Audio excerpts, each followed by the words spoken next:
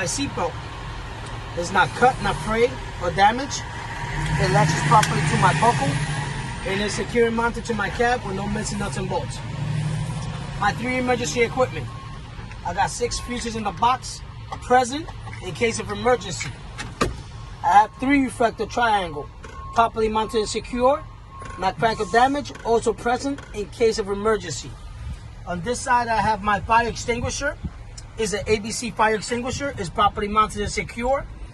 The pin is in place. The needles in green indicating that it's fully charged. Also present in case of emergency. Now I have my mirrors. They are properly mounted and secure. They're not cracked or damaged. They're clean and clear, and they are set to drive.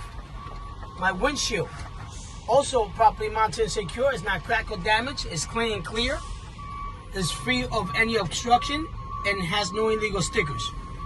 Now I'm gonna do a safety start. I'm gonna make sure my truck is in neutral. Both of my brakes are set. And set it up. My ABS light came on and off, indicating that it's working properly. My oil temperature gauge is at normal range, working properly with no warning light.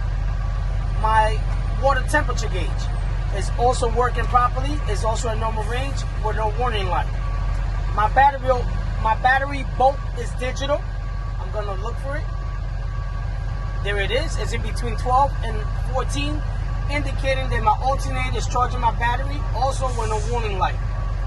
My primary and secondary air tanks are in between 120 and 140, with the governor cutoff indicating that they both fully charged. My left signal light working properly.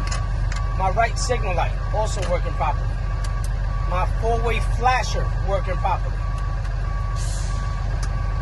My marker lights working properly. My low beam is working properly. My high beam is working properly. My city horn working properly. My highway horn is also working properly. My windshield wiper is operating smoothly. My rubber blade is not cracked or damaged. It's in good condition. My windshield wiper fluid is also operating properly. Then I have here my heater working properly. My defrost is also working properly. Now I'm going to do an air leak test. So the first thing I'm going to do is put it in gear, knock my brakes off, and now I'm going to give it power. I'll wait for my truck to settle. And now I'm ready to begin my air leak. So my first test is I'm going to hold my brake for 1 minute, and I should not lose more than 4 psi in that 1 minute, starting now.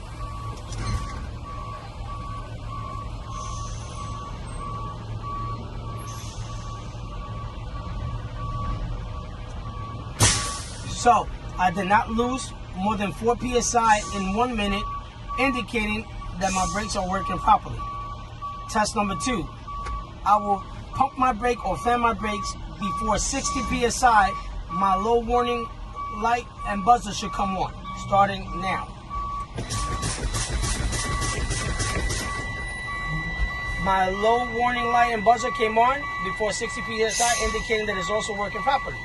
Now I will continue fanning my brakes or pumping my brakes between 40 and 20. Both of my brakes should pop out, starting now.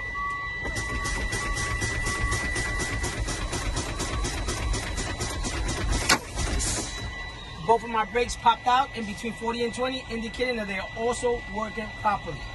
Now I will do my second safety start.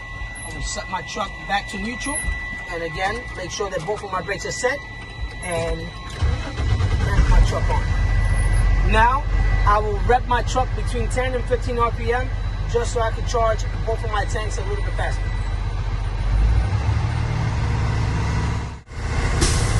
That was my governor cutoff, indicating that both of my tanks, again, are fully charged.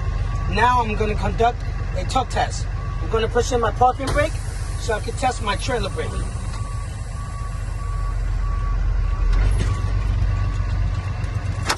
I As you can see, my trailer brake held, indicating that it's working properly.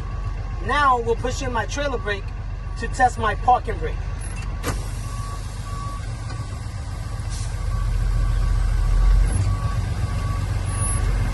As you can see again, my parking brake held also, indicating that it's also working properly.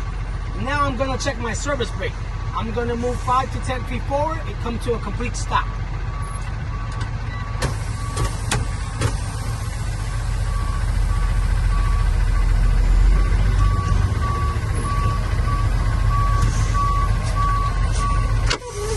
So I came to a complete stop. My wheel did not pull to the left, did not pull to the right, indicating that my service brake is properly adjusted. That completes my inside inspection. Now I'm ready for outside inspection.